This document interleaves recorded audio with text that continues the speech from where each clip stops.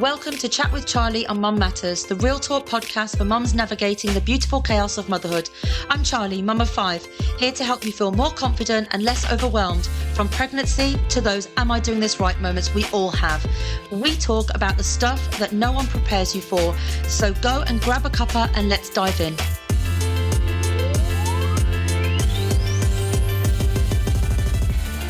Welcome back to Chat with Charlie on Mum Matters. Today's episode is one that I love talking about. I love making new parents, new mums aware of the baby admin that comes after birth and what you're entitled to in the UK, because I remember as a first-time mum not knowing half the things that were available after birth for mums that are working, mums that are not working, people that are on benefits, people that are not on benefits.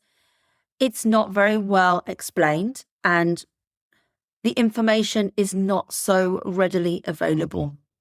Many first-time mums completely miss it and are caught off guard with baby admin after birth.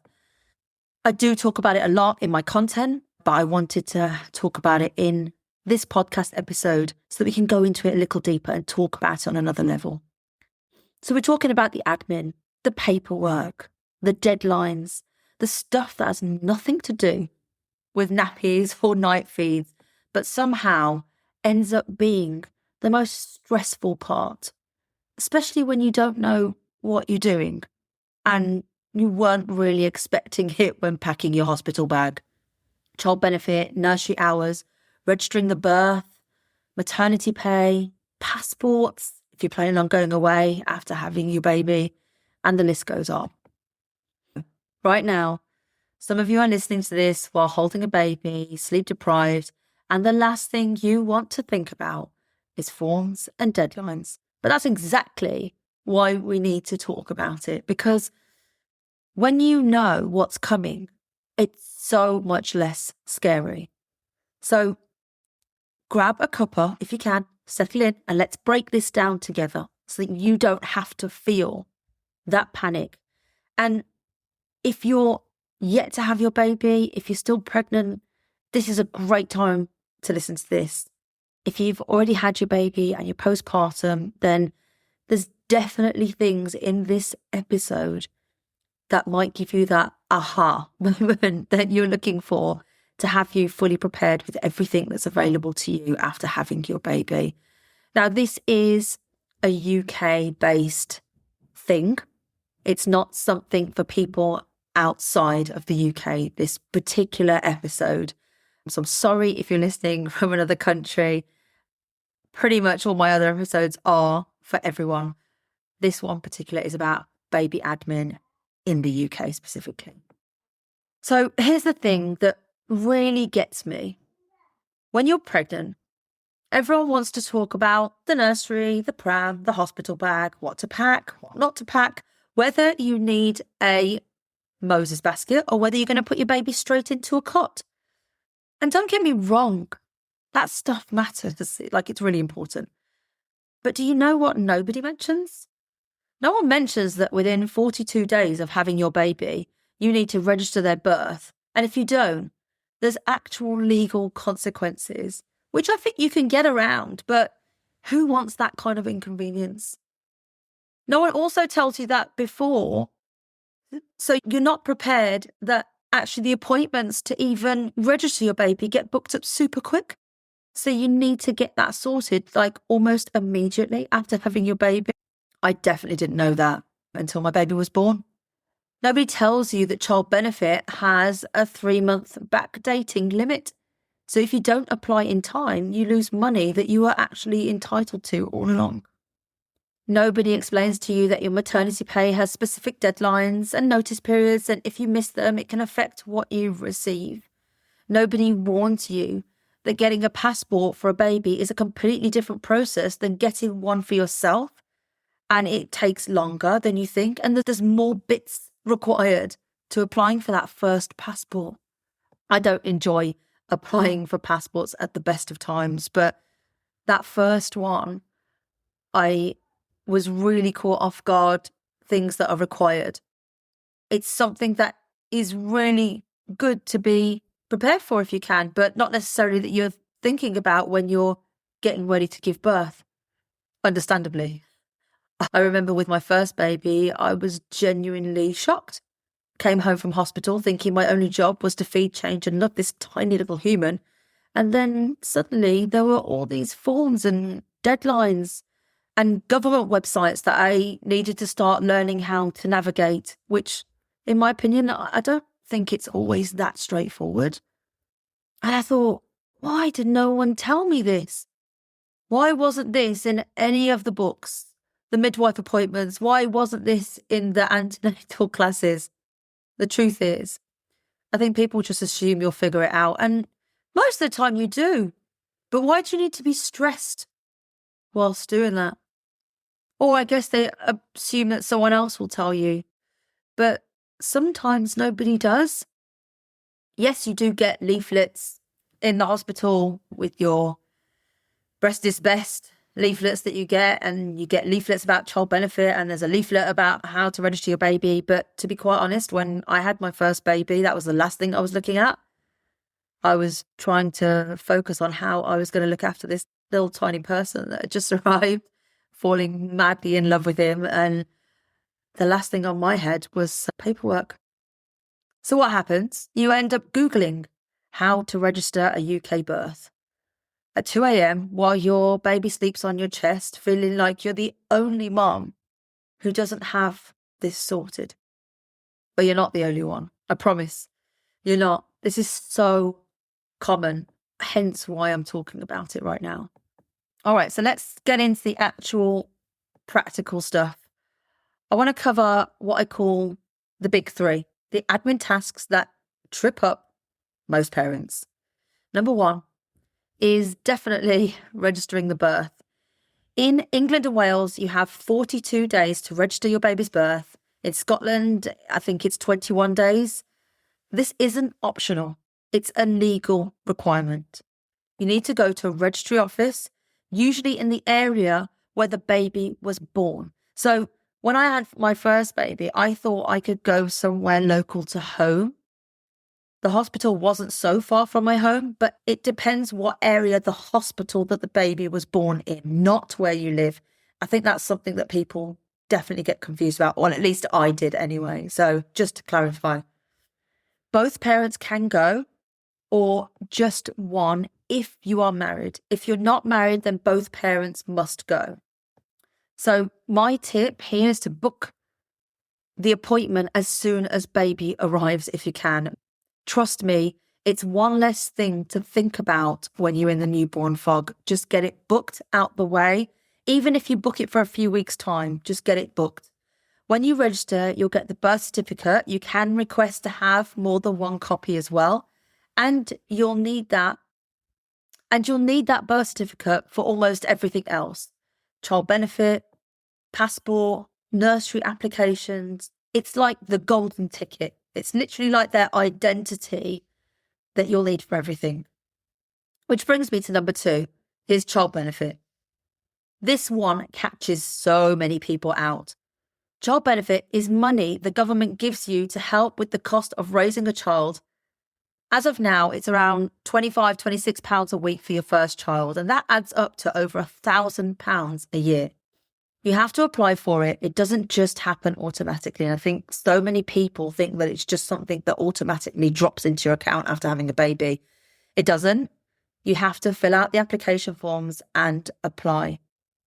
It can only be backdated for 3 months, which is good news if you forget within that 3 months. But if it's more than that, then you'll only get a maximum of 3 months backdated. So if you wait 6 months to apply, then you've lost 3 months of payment, gone. You can't get that back. So you'll need the birth certificate to apply for the child benefit. So that's the order in which you need to do it. You need to register the baby first, so you get that birth certificate, and then you can apply for child benefit.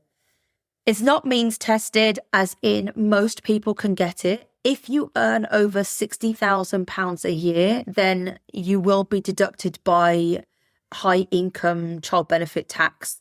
And if you earn over £80,000 a year, then it is in effect taken off you. But below that threshold, it's available to everybody. So it's definitely worth applying. And you can have child benefit for as many children as you have. The first child, you get a higher payment than children following that. But my advice is apply it as soon as you have the birth certificate. You can do it online. It takes about 15 minutes. It's one of those things that's so easy to put off, but actually makes a real difference to your finances. And I do go through all of this step by step, what you'll need to apply, how to apply, with step-by-step guidance and all the links for everything you can apply for after birth in my how-to handbook, which is on my website. So the high income child benefit charge, which affects families where one parent earns over the threshold, the £60,000, it's worth looking into, but don't let it put you off applying. Even if you end up paying some back through tax, there are still advantages to being in the system, like your national insurance credits, which will build up to help with your state pension. Right, number 3 is your free nursery hours. This is one that confuses everyone. It definitely confused me, like really hard to get your head around. And to be honest, the system doesn't really make it easy. I don't think it's really explained very well, but let me give it a go and try and explain it to you in a better way. In England, all 3 and 4-year-olds are entitled to 15 hours of free childcare per week. Some 2-year-olds are eligible too, depending on circumstances. Then, separate to that, there's the 33-hour childcare, which is for working parents, but you have to apply for a code through the government's childcare service, and that code needs to be renewed every 3 months. I know, it's a lot. The key thing to know is that these hours don't just appear. You have to apply. You have to get codes. You have to tell your nursery. And if you miss the deadlines for reconfirming your code, you can lose the extended hours. It's one of those systems that technically there to help, but requires you to do a lot of admin to actually benefit from it. So we've talked about what the admin actually is, but I want to take a minute to talk about why it feels so hard. Because it's not just about the forms, is it?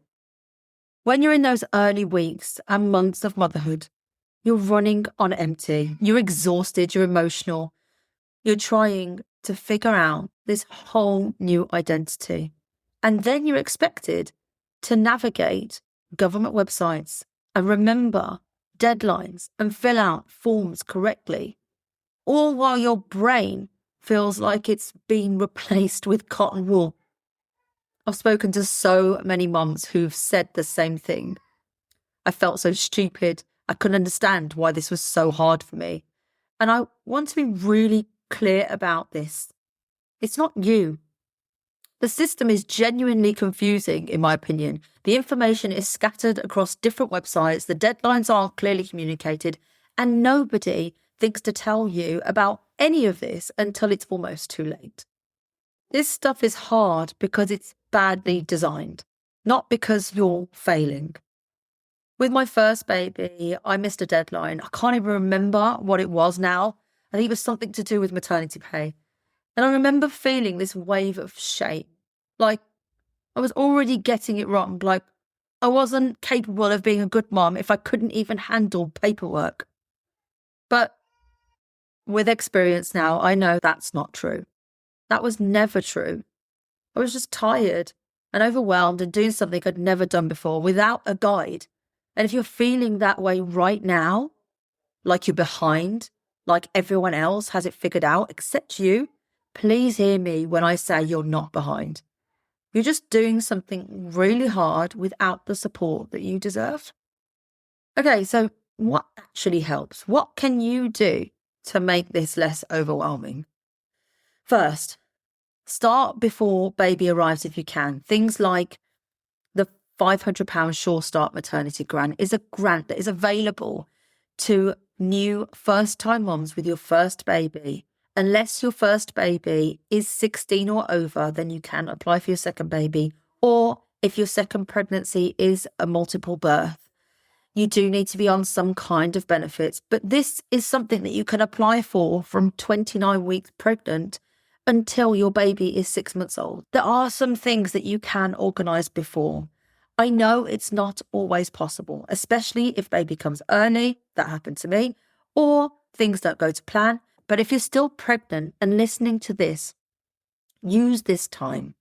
Look up your local registry office. Find out what documents you'll need. Bookmark the child benefit application page. And if you want to be really organised, you can get my How To Handbook. It's literally just £8.95 and it has all the information in there. So you will be 100% ready to go for when baby gets here. You don't have to do the tasks yet. You just need to know where to go when you're ready.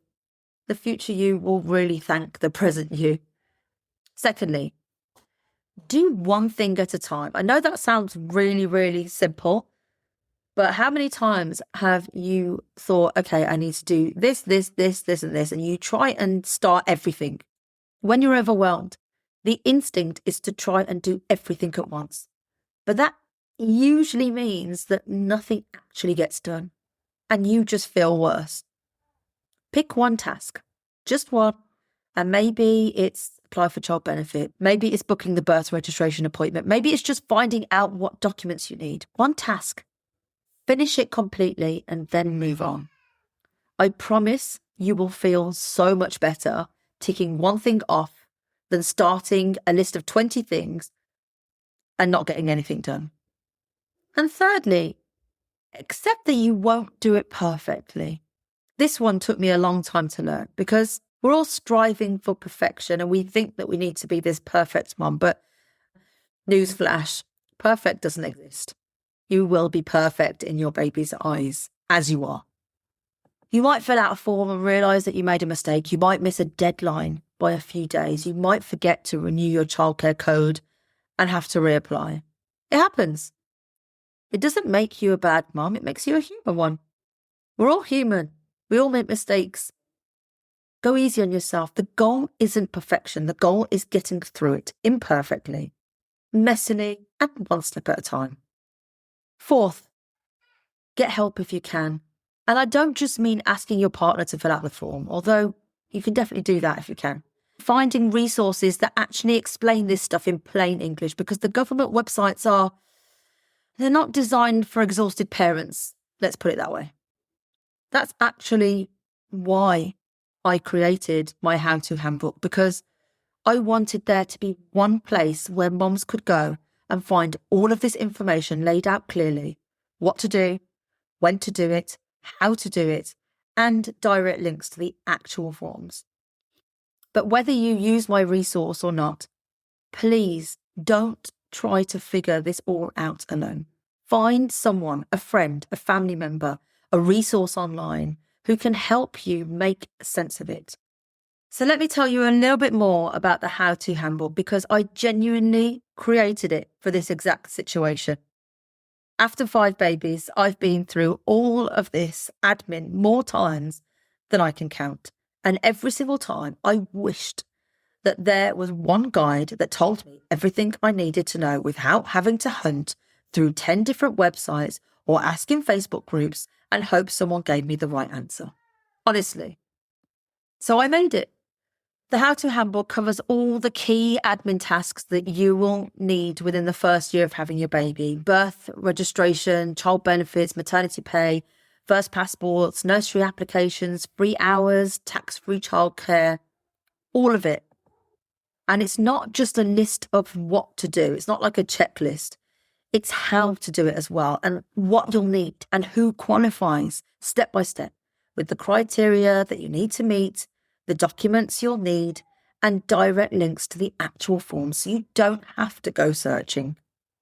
I really did try to think of everything to make it as easy for you as possible. It's literally designed for tired mums who don't have the brain space to figure this out from scratch. You open it, you find your task, you follow the steps, and you're done. If that sounds like something that would help you, you can find it on my Stan store, my website.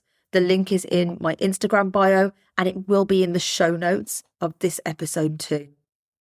And if you're not sure, that's okay too. Honestly, Even just listening to this episode means that you're more prepared than most. You know what's coming now. You know the deadlines. You know where to focus. I hope this has made the whole parenting admin thing feel a little less scary for you, because it really doesn't have to be this overwhelming. It's just that nobody tells us about it.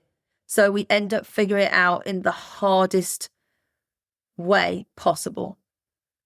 And if anything in this episode was helpful, I'd love it if you could share it with a mum friend who might need to hear it too, or leave a review to help other listeners know that this is the right place for them to be too. It really does help my episodes find more mums and find this podcast. If you have any questions about child benefit, nursery hours, or any other baby admin after birth, it really is all in the How To Handbook.